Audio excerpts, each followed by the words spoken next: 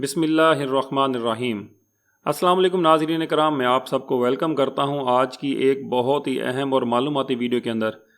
नाज़रीन कराम, मेरा घर मेरा आशियाना। कभी आपने सोचा है कि अपना घर का होना कैसा महसूस कराता है? एक ऐसा घर जिसकी दीवारों पर आपके ख्वाब बसते हों, जहां का हर कोना आपके बच्चों की हंसी से गूंजता हो, जहां इत्मीनान हो, सुकून हो और सबसे बढ़कर अपनी मलकियत होने का एहसास हो। जी हाँ, अब आपका ये ख्वाब हकीकत से दूर नहीं, क्योंकि मीज़ान बैंक लाया हुकूमत पाकिस्तान के ताउन से आपके लिए एक इनकलाबी कदम, मेरा घर मेरा आशियाना स्कीम। ये सिर्फ एक हाउसिंग स्कीम नहीं है, बल्कि एक ज़िंदगी बदल देने का मौका है, जहाँ इस्लामी असूलों के मुताबिक आसान अक़सात, कम मुनाफा और बाएतमाद शराकत दारी के साथ आप अपने ख्वाब का घर हासिल कर सकते हैं। तो नाज़रीन कराम, मेरे साथ आपने आखिर तक रहना है, जहां मैं आपको आज की वीडियो में बताऊंगा कि मेरा घर मेरा आशियाना स्कीम कैसे काम करती है, कौन कौन इससे फ़ायदा उठा सकता है और आप अपने ख्वाबों का घर हासिल करने के लिए पहला कदम कैसे उठा सकते हैं। ये सिर्फ एक स्कीम नहीं है, ये एक नए आगाज़ की कहानी है। क्या आप अपने ख्वाबों के घर का दरवाज़ा खोलने के लिए तैयार हैं? तो चलिए वीडियो को शुरू करते हैं। नाज़रीन इकराम, मेरा घर मेरा आशियाना गवर्नमेंट ऑफ पाकिस्तान का एक इनिशिएटिव है, जिसके तहत आपको आसान अक़सात पर कर्ज़ा दिया जाता है, ताकि आप बना बनाया घर या फिर अपनी जगह है तो उसके ऊपर घर बना सकें, या फिर जगह और घर दोनों ही हासिल कर सकें। तो इसकी तफसील को शुरू करते हैं। तो सबसे पहले मैं आपको बताता हूँ कि ये स्कीम बेसिकली है क्या। मीज़ान बैंक लिमिटेड ने गवर्नमेंट ऑफ पाकिस्तान के इश्तराक से अपनी ऑलरेडी जो इनकी प्रोडक्ट मौजूद थी ईजी होम, उसके तहत ही मेरा घर मेरा आशियाना स्कीम का आगाज़ कर दिया है। मीज़ान बैंक इसके तहत आपको ऑफ़र करता है कि आप मीज़ान बैंक के साथ पार्टनरशिप के अंदर अपना घर बना सकते हैं या फिर बना बनाया घर ले सकते हैं। तो इसके लिए सबसे पहले मैं आपको प्रोडक्ट के जो फीचर्स और बेनिफिट्स हैं वो थोड़े से बता दूं। तो इसको जो स्कीम है, जो मेरा घर मेरा आशियाना, इसको 2 टीयर्स के अंदर तकसीम किया गया है, टीयर 1 और टीयर 2। टीयर 1 की बात करें तो इसके अंदर आपको 2 मिलियन यानी कि 20 लाख रुपए तक का लोन दिया जाता है, और इसके अंदर आपका जो कंट्रीब्यूशन है, यानी कि जो कस्टमर है, यानी कि आप जब घर लेने जाएंगे तो आपका कंट्रीब्यूशन कम से कम 10% होना लाजमी है। ठीक हो गया। यानी कि अगर आपने 10 लाख की कोई जगह लेनी है, सपोज कर रहे हैं 10 लाख की कोई जगह लेनी है, तो 10% उसका 1 लाख रुपए बनता है। तो 1 लाख रुपये आप देंगे, 9 लाख रुपये आपको बैंक दे देगा। ठीक हो गया। और इसकी हम रेंटल रेट की बात करेंगे, यानी कि ये आपको किस रेट पर दिया जाएगा। तो भाई ये आपको 5% फॉर द फर्स्ट 10 ईयर्स, पहले 10 साल के लिए आपको ये 5% पर दिया जाएगा। और अगर आप इसको 10 साल से ज़्यादा अरसे के लिए लेना चाहते हैं तो फिर उसके बाद आपको वेरिएबल रेट चार्ज किया जाएगा, जो कि 11वें साल का जो भी काइबर रेट होगा प्लस 3%। यानी कि 10 साल मुकम्मल होने के बाद जब 11वां साल शुरू होगा और उसका जो काइबर रेट होगा प्लस 3%, और ऑनवर्ड ऐसे ही चलता रहेगा, काइबर प्लस 3% के ऊपर। उम्मीद है समझ गए होंगे। टीयर 2 की बात करें तो टीयर 2 के अंदर वो लोग आते हैं जिन्होंने 20 लाख रुपए से तो ज़्यादा लोन चाहिए, लेकिन इसकी मैक्सिमम हद 35 लाख रुपए है। यानी कि इस स्कीम के तहत आप ज़्यादा से ज़्यादा 35 लाख रुपए तक का लोन ले सकते हैं। ये भी एक हैंडसम अमाउंट है, जिससे आप काफ़ी ज़्यादा कंस्ट्रक्शन कर सकते हैं। तो 20 लाख रुपए से ज़्यादा अगर आपकी अमाउंट है फाइनेंसिंग की और 35 लाख रुपए तक की है, तो भी आपका जो कंट्रीब्यूशन है वो 10% ही रहेगा। यानी कि आपने 10% ही कंट्रीब्यूट करना है। और इसके रेट की बात करें तो इसका रेट आपसे पहले 10 साल 8% चार्ज होगा। यानी कि पहले 10 साल आपसे 8% चार्ज होगा, और 10 साल से ज़्यादा अगर आपकी पीरियड यानी कि टर्म ज़्यादा है लोन की, तो फिर उसके बाद 11वें साल से जो भी काइबर होगा उस साल का, 11वें साल से ऑनवर्ड हर साल का काइबर प्लस 3%, इसी तरह से हर साल चलता रहेगा। अब फाइनेंसिंग आप ज़्यादा से ज़्यादा कितने अरसे के लिए ले सकते हैं? तो इसके अंदर मैक्सिमम 20 ईयर्स फाइनेंसिंग टेनर आपको अवेलेबल है। यानी कि आप 1 साल से लेकर 20 साल तक की फाइनेंसिंग इसमें हासिल कर सकते हैं। साइज़ ऑफ हाउसिंग यूनिट, अब ये भी एक चीज़ है कि आप इसके अंदर जो घर लेना चाहते हैं वो उसका साइज़ क्या होगा। यानी कि ये भी इसके अंदर डिस्क्राइब किया गया है कि आप ज़्यादा से ज़्यादा कितना घर ले सकते हैं। तो इसके अंदर है जी, आप ज़्यादा से ज़्यादा 5 मरले का घर ले सकते हैं, या फिर फ्लैट या अपार्टमेंट भी ले सकते हैं, लेकिन उसका जो एरिया है वो 1360 स्क्वायर फीट से ज़्यादा नहीं होना चाहिए। तो ये भी बेसिकली 5 मरले ही बनते हैं, लेकिन ये 272 स्क्वायर फीट के हिसाब से बनते हैं। ठीक हो गया। यानी कि पूरा मरला जिसको कहते हैं। Maximum price of the housing unit कितनी होनी चाहिए, यानी कि आप जो घर परचेज करें 5 मरले का, उसकी ज़्यादा से ज़्यादा वैल्यू कितनी होनी चाहिए, तो उसके ऊपर नो कैप है, यानी कि आपका घर 1 करोड़ का भी हो सकता है, 2 करोड़ का भी हो सकता है। तो यहाँ पर हैरानी की बात नहीं है इसमें, जैसे कि ऊपर मैंने आपको बताया कि आपका कंट्रीब्यूशन 10% होगा। तो फ़र्ज़ करें आपने 5 मरले का घर लेना है और वो घर 1 करोड़ रुपए का है, तो यहाँ पर आपका कंट्रीब्यूशन 10% नहीं होगा, बल्कि आपको ज़्यादा से ज़्यादा 35 लाख रुपए की फाइनेंसिंग मिलेगी। तो 65 लाख रुपए जो बाकी हैं वो आप नहीं देने होंगे, तो आपका कंट्रीब्यूशन 65% बन जाएगा और बैंक का कंट्रीब्यूशन 35% बन जाएगा। यहाँ पे समझने की बात यह है कि जो 90% बैंक ने कंट्रीब्यूट करना है वो मैक्सिमम 35 लाख रुपए तक ही करेगा। यानी कि अगर आपके घर की वैल्यू इतनी है कि आपका 10% कंट्रीब्यूट करने के बाद जो बाकी रकम है वो ज़्यादा से ज़्यादा 35 लाख या इसके अंदर अंदर ही बनती है, तो बैंक 90% कंट्रीब्यूट कर देगा। अगर वो इससे ऊपर जा रही होगी तो कंट्रीब्यूशन आपके हिस्से का बढ़ता जाएगा। उम्मीद है ये पॉइंट भी आपको क्लियर हो गया होगा। तो अब आगे इसका बेसिक एलिजिबिलिटी क्राइटेरिया डिस्कस कर लेते हैं। तो उसके अंदर सबसे पहले आता है citizenship. All the resident Pakistanis nationals holding CNIC, वो तमाम पाकिस्तानी जिनके पास CNIC अवेलेबल है वो ये फैसिलिटी ले सकते हैं। दूसरे नंबर पे आता है property ownership requirement, first time home owner. इसका मतलब ये है कि अगर आप पहली दफ़ा घर लेना चाह रहे हैं तो ही आप ये फैसिलिटी हासिल कर सकते हैं, लेकिन अगर आपके नाम पहले से कोई घर है तो फिर आप इस फैसिलिटी के तहत लोन नहीं हासिल कर सकते। उम्मीद है ये बात भी आपको समझ आ गई होगी। आगे चलते हैं तो कोलैटरल सिक्योरिटी रिक्वायरमेंट की बात कर लेते हैं। तो इसके अंदर है जी, as per banks credit policy and protection regulations for housing finance. इससे मुराद ये है कि जो मेज़ान बैंक के, जब जैसे कि मैं बात कर रहा हूँ, तो मेज़ान बैंक की जो भी लोन देने की पॉलिसी है तो इसकी कोलैटरल सिक्योरिटी की रिक्वायरमेंट जो है वो उसके मुताबिक होंगी। और Prudential regulation for the housing finance, Prudential regulations basically वो गाइडलाइंस होती हैं जो कि state bank of Pakistan issue करता है, जो कि बैंकों को उनके ऊपर अमल करना लाजिम होता है। तो हाउसिंग फाइनेंस की जो भी प्रोडेंशियल रेगुलेशन है जो स्टेट बैंक ने दी हैं और जो मेज़ान बैंक की पॉलिसी है उसी के तहत आपसे कोलैटरल सिक्योरिटी की रिक्वायरमेंट हासिल की जाएंगी या पूरी की जाएंगी।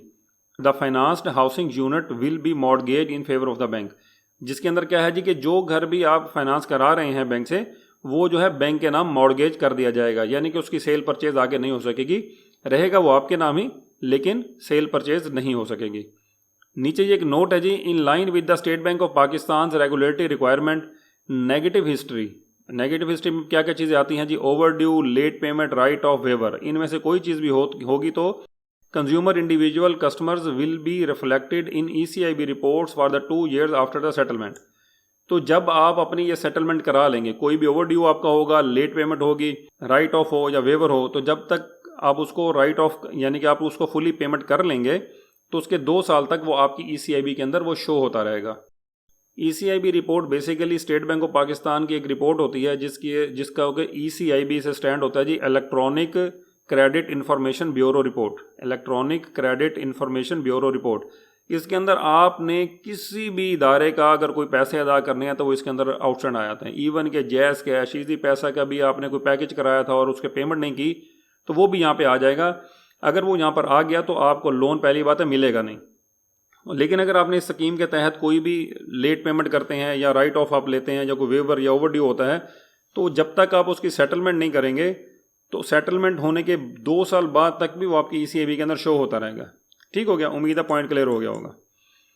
आगे आ गया जी अंडरलाइंग शरिया मोड, यानी कि अब मेज़ान बैंक जैसा कि इस्लामिक बैंक है तो ये आपको ये फाइनेंसिंग करेगा कैसे। तो उसके अंदर ये है कि इसका जो प्रोडक्ट का जो बेसिक कंसेप्ट है ना वो है जी डिमिनिशिंग मुशारका। तो ये डिमिनिशिंग मुशारका के ऊपर बेस करते हुए आपको देंगे, यानी कि एक पार्टनरशिप। जैसा कि आपको बताया था कि 10% आपका शेयर होगा, 90% बैंक का होगा, या 50% आप करेंगे, 50% बैंक करेगा, जो भी रेशो रहेगी। तो बेसिकली एक पार्टनरशिप है। और डिमिनिशिंग से मुराद होता है कि जो पार्टनरशिप कम होती रहेगी। अब जब बैंक आपको कर्जा दे देगा, आपको घर में शराकतदारी आपकी हो जाएगी, तो आपने वो बैंक से अपने हिस्से का जो बैंक को पेमेंट करते रहेंगे और उससे बैंक का शेयर परचेज करते रहेंगे। तो यानी कि बैंक का शेयर कम होता रहेगा, आपका शेयर बढ़ता रहेगा। तो इसी वजह से इसका नाम डिमिनिशिंग मुशारका है। ठीक है, तो आप इसके अंदर जॉइंट ओनर होंगे, कस्टमर और बैंक। तो ये एक प्रोडक्ट है जिसके तहत ये इस्लामिक कंसेप्ट होता है, इसके तहत बैंक आपको देगा। अब इसके अंदर बैंक आपको 2 तरह की फाइनेंसिंग दे रहा है। एक है ईजी बायर। ईजी बायर का मतलब ये होता है कि purchase of a constructed residential property, apartment, flat या हाउस। ठीक है, इजी बायर के अंदर यह है कि आप कोई भी बना बनाया घर परचेज कर सकते हैं, अपार्टमेंट हो सकता है या फिर कोई फ्लैट हो सकता है, तो वो आप इसके अंदर ले सकते हैं, लेकिन हद वही ज़्यादा से ज़्यादा 35 लाख रुपए लिमिट की है। ठीक है। अब दूसरी तरफ आए तो हम इजी बिल्डर भी कर सकते हैं। अब इजी बिल्डर फैसिलिटी के अंदर दो टाइप्स हैं। टाइप 1 के अंदर बात करें तो वो आता है जी residential construction on the applicant's own land, यानी कि आपका एक प्लॉट ऑलरेडी अवेलेबल है आपके पास, 4 मरले का 5 मरले का, तो आप उसके ऊपर कंस्ट्रक्शन करना चाहते हैं तो आप बैंक के पास जाते हैं कि प्लॉट मेरे पास अवेलेबल है, मुझे घर बनाने के लिए पैसे दे दें, तो वो आपको टाइप ए इजी बिल्डर के अंदर मिल जाएगा। लेकिन अब आपके पास प्लॉट भी नहीं है तो फिर ये यहाँ पे टाइप ये बी वाली पाई जाएगी, टाइप 1B आ जाएगी। तो यहाँ पे purchase of land and residential construction, यानी कि मैंने पहले प्लॉट भी लेना है और बाद में उसके ऊपर घर भी बनाना है, तो दूसरी ऑप्शन ये आपके पास अवेलेबल हो जाएगी, तो ये भी आप कर सकते हैं। तो ये तो हो गया जी कि आप कितना ले सकते हैं, क्या ले सकते हैं। अब बात यह है कि इसके ऊपर खर्चा कितना आएगा। तो खर्चे की बात करते हैं तो प्रोसेसिंग चार्जेस सबसे पहले आते हैं जी। प्रोसेसिंग चार्जेस की बात करें तो सैलरीड और बिजनेसमैन दोनों के लिए किसी तरह के कोई चार्जेस नहीं है।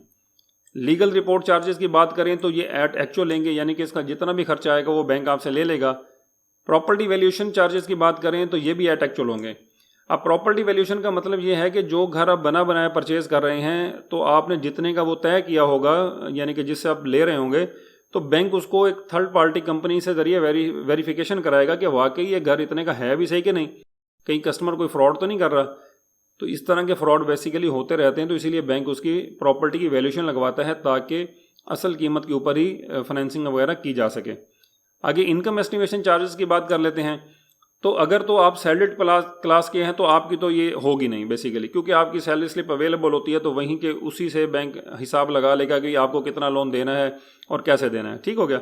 लेकिन अगर आप बिजनेसमैन है तो उसमें बाज़ दफ़ा ये होता है कि आप अपना अकाउंट सही तरीके से चला नहीं रहे होते, उसमें बैलेंस अवेलेबल नहीं होता, या आप कैश में ट्रांजेक्शन ज़्यादा कर रहे हैं, तो फिर आपकी इनकम एस्टिमेशन की ज़रूरत पड़ती है। तो ये भी बैंक एक थर्ड पार्टी कंपनी को कहेगा कि ये हमारे कस्टमर हैं, ये इनका एड्रेस है, यहाँ पर जाएं और हमें एक इनकी इनकम निकाल कर दें कि ये कितना कमा रहे हैं।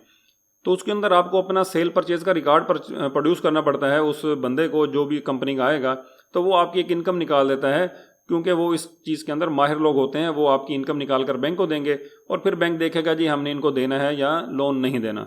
ठीक हो गया। तो ये तो हो गया प्रोसेसिंग चार्जेस वगैरह और बाकी रिलेटेड एक्सपेंसेस की डिटेल। यहाँ पे नीचे लिखा हुआ जी documentation charges are exclusive of above mention charges and will be obtained at the time of the signing of मुशारका agreement according to the limits of financing. अब वो ये कह रहे हैं कि डॉक्यूमेंटेशन चार्जेस जो हैं वो exclusive of the above mention charges होंगे। इसके अलावा भी कुछ और चार्जेस होंगे जो कि आपसे मुशारका एग्रीमेंट, यानी कि जब लिमिट आपकी फाइनल होगी, जब बैंक आपको पैसे देने लगेगा, तो उससे पहले बैंक एक मुशारका एग्रीमेंट करेगा, यानी कि पार्टनरशिप का। तो उस टाइम वो बैंक आपसे वो चार्जेस लेगा और वो लिमिट के हिसाब से ऊपर नीचे होते रहते हैं। तो वो लिमिट जितनी होगी उसके हिसाब से वो चार्जेस होंगे, तो वो बैंक आपको पहले क्लियर करेगा। ठीक हो गया। अब आगे आ जाते हैं। तो आगे हमारे पास आता है की क्वालिफिकेशन क्राइटेरिया, यानी कि की क्वालिफिकेशन से ये है कि कौन कौन लोग क्वालिफाई करेंगे जिनको ये लोन दिया जा सके।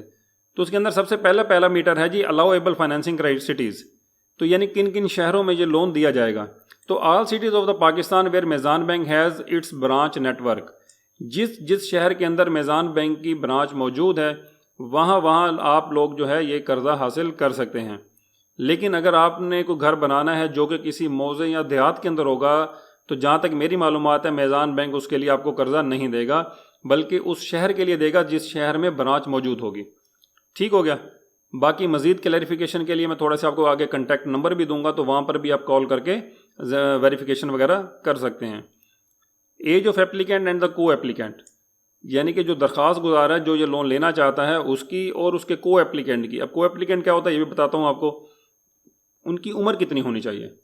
इन case of applicant and co applicant within income clubbing, minimum 20 years and the maximum 65 year at the time of the financing maturity. अब इसमें यह है कि जो एप्लीकेंट होगा, जो ये दरख्वास्त दे रहा होगा लोन के लिए, अगर उसकी इनकम कम है कि वो अपनी एक अकेली इनकम के ऊपर, यानी कि उसका लोन नहीं बन रहा, और अगर उसकी मिसेज या कोई खातून अप्लाई कर रही है तो उसका खामद जो है वो भी जॉब वगैरह करते हैं या कोई उनका बिजनेस है, तो उन दोनों की इनकम क्लब हो जाएगी। इसको कहते हैं इनकम क्लब होना। तो अब किन किन की इनकम क्लब होती है ये भी आगे आएगा, तो मैं वो भी आपको बताता हूँ। तो वो दोनों मियाँ बीवी फ़र्ज़ करें जॉब करते हैं, तो दोनों की इनकम इकट्ठी करके भी आप लोन ले सकते हैं अगर एक बंदे की सैलरी या इनकम के ऊपर लोन नहीं बन रहा। तो उसके लिए सब कम से कम उम्र, यानी कि जो एप्लीकेंट है या को एप्लीकेंट है, उनकी कम से कम उम्र 20 साल होनी चाहिए और मैक्सिमम उम्र जो उनकी है वो 65 साल होनी चाहिए eight the time of financing maturity. यानी कि अगर आपने घर का लोन 20 साल के लिए लिया है तो 20 साल के बाद उस बंदे की उम्र 65 साल से कम या 65 साल तक होनी चाहिए, इससे ज़्यादा नहीं होनी चाहिए। यानी कि अगर आपने 50 साल की उम्र में लोन लिया है तो आपको वैसे लोन मिलेगा ही ज़्यादा से ज़्यादा 14 या 15 साल के लिए, क्योंकि 15 साल के बाद आप 65 साल क्रॉस कर जाएंगे। उम्मीद है पॉइंट क्लियर हो गया होगा।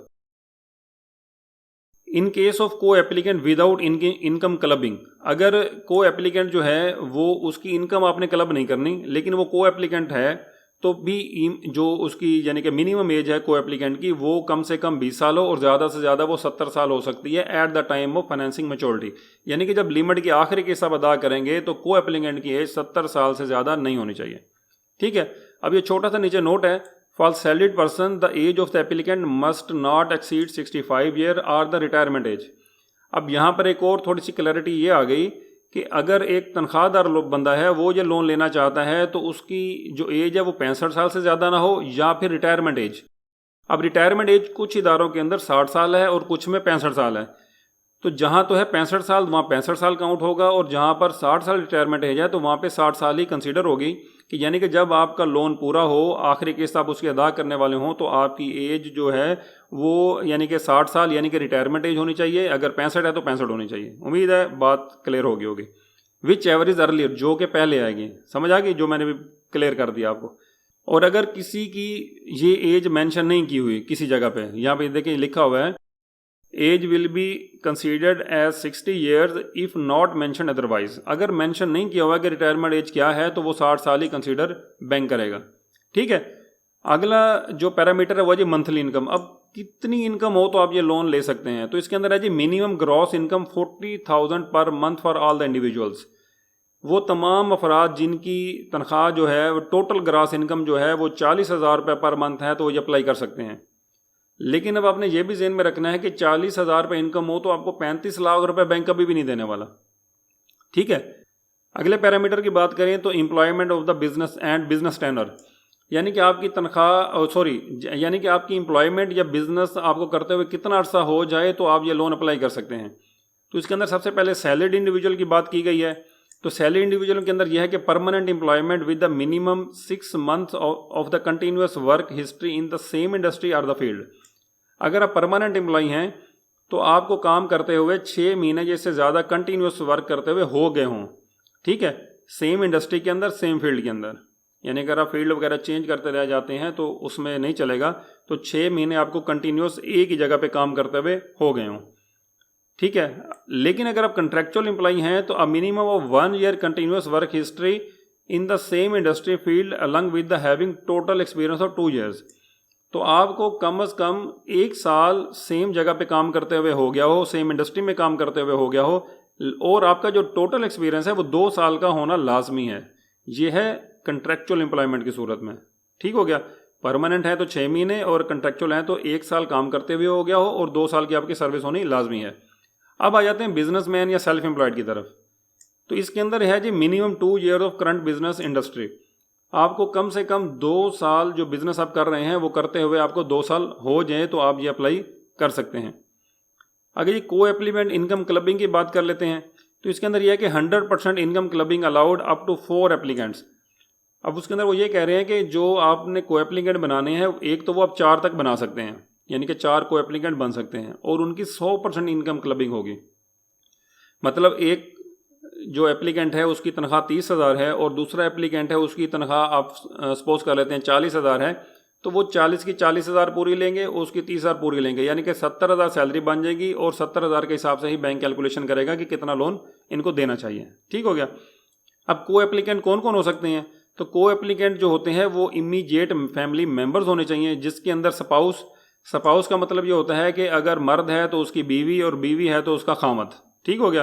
पेरेंट्स हो सकते हैं, अडल्ट चिल्ड्रन हो सकते हैं, यानी कि वो बच्चे जिनकी उम्र 20 साल हो गई हो, ब्रदर्स एंड सिस्टर्स हो सकती हैं। ठीक है, ये सिर्फ ये जो रिश्ते हैं सिर्फ यही आपके को एप्लीकेंट बन सकते हैं।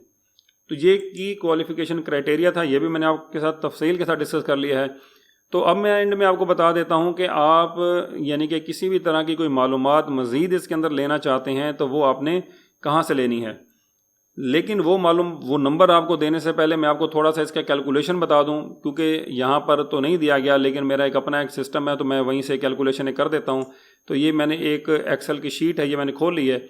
यहाँ पे जितनी भी अमाउंट मैं लिखता हूँ, सपोज़ मैं ये लिखता हूँ कि आपने 35 लाख रुपए का कर्जा लेना है, ठीक है, बल्कि 20 लाख रुपए लिख लेते हैं, यानी कि ये टियर 1 के अंदर जैसे आता है 20 लाख लेना है। तो ये साथ डॉलर में निशान आ रहा है, तो परेशान नहीं होना, क्योंकि एक्सेल की शीट है तो यहाँ पे डॉलर रहेगा, आप इसको रुपीज़ ही समझें। ये 20 लाख रुपए फ़र्ज़ करें आपने लेना है, और इंटरेस्ट रेट इस पर है पहले 10 साल के लिए 5%, ठीक है। और लोन वही 10 साल हो जाएगा, तो 1 साल में 12 किस्तें होती हैं। और लोन की स्टार्ट डेट हम कर लेते हैं जी 1 जनवरी 2026, ठीक है, यहाँ से ये स्टार्ट होगा।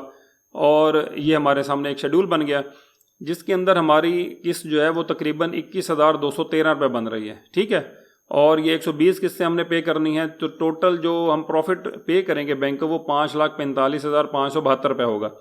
अभी आपने याद रखना है इसके अंदर इंश्योरेंस शामिल नहीं है, वो भी बैंक आपसे करवाएगा, थोड़ी बहुत वो भी शामिल हो जाएगी इसके अंदर, ठीक है। तो ये एक अप्रॉक्सीमेटली आपके पास एक किस्त आ जाती है, यानी कि टोटल पेमेंट 21,213 रुपये। अगर आप 20 लाख रुपए 10 साल के लिए बैंक से लेते हैं तो 21,213, सपोज आप इसको 22,000 कर लें, तो 22,000 के राउंड अमाउंट आपकी किस्त बन जाएगी। अब यहाँ पे हम इसको कर लेते हैं 35 लाख रुपए। फ़र्ज़ करें कि आप मैक्सिमम लिमिट की तरफ जा रहे हैं 35 लाख के ऊपर, वो 8% के ऊपर है, ये आपने याद रखना है। तो वो 8% है, और हम टेनर उसका 10 साल ही रखते हैं, तो वो भी हम ये कैलकुलेशन हमारे सामने आ गई। तो इसके अंदर आपकी इंस्टॉलमेंट, ये टोटल पेमेंट वाला जो कॉलम है ये नीचे आ रही होती है, लेकिन यहाँ पे ये ऊपर शेड्यूल में भी आ रही है, ठीक है। 42,464 रुपये किस्त बन रही है, 120 किस्तें हैं, और इसके अंदर 35 लाख के ऊपर आपने 15,95,758 रुपये का प्रॉफिट पे करना है बैंक को, ठीक है, 10 साल के अंदर।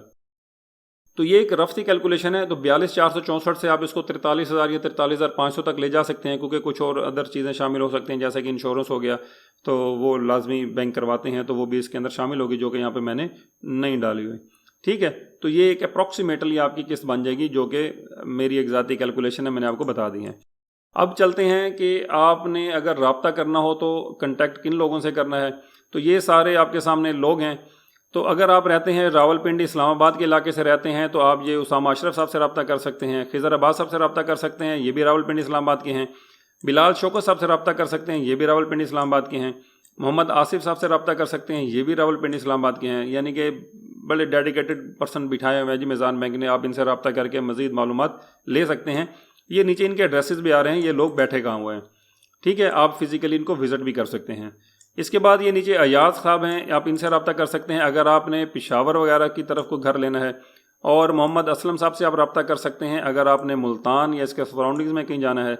सैयद अदाश कमर, अगर आप इनसे रब्ता कर सकते हैं अगर आप बहावलपुर या इसके सराउंडिंग्स के हैं।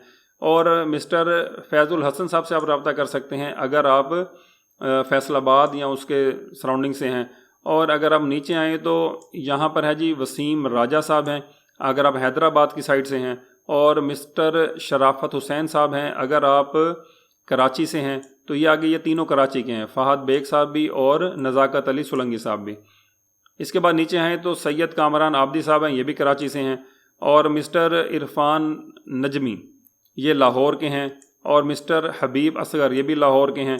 मिस्टर अरसलान अनवर ये भी लाहौर के हैं। अब इसमें से बहुत सारे एरियाज़ पाकिस्तान के नहीं आए, तो आपके करीब तरीन इनमें से जो भी लगता हो आप उनसे रब्ता करेंगे तो वो आपको आप इसके बारे में मालूमात दे देंगे इंशाअल्लाह। नाज़रीन कराम, ये थी हमारी आज की वीडियो जिसके अंदर हमने मेरा घर मेरा आशियाना स्कीम को तफसील से डिस्कस किया। उम्मीद है कि इसके अंदर आपके जितने भी सवालात होंगे वो कवर हो गए होंगे। लेकिन फिर भी अगर आप ये समझते हैं कि कोई ऐसी चीज़ है जो एक्सप्लेन होने से रह गई है या आपका इसके अंदर कोई मज़ीद सवाल ऐसा बनता है तो कमेंट्स बॉक्स में ज़रूर आप मेरे से पूछें, मैं इंशाअल्लाह ज़रूर आपके सवालों के जवाब दूंगा। और इसके अलावा किसी भी तरह की कोई गाइडेंस हो तो वो भी आप कमेंट बॉक्स में अपना फीडबैक भी ज़रूर दीजिए ताकि आपको मेरी वीडियो पता लग सके कैसी लगती हैं। इसके अंदर कोई इम्प्रूवमेंट की ज़रूरत हो तो वो भी आप बताएं ताकि मैं इसके अंदर मज़ीद इम्प्रूवमेंट्स लेकर आऊँ। अब मैं आपसे इजाज़त चाहूँगा अगली वीडियो तक के लिए, लेकिन उससे पहले एक गुजारिश ज़रूर करूँगा आपसे कि अगर आपने मेरे चैनल बिज़नेस मैटर्स को सब्सक्राइब नहीं किया तो ज़रूर सब्सक्राइब कर लें ताकि मेरी वीडियोज़ आप तक आसानी से पहुँचते रहें। अगली वीडियो में फिर आपसे मुलाकात होगी, तब तक के लिए इजाज़त दीजिए। अल्लाह हाफिज़। पाकिस्तान जिंदाबाद।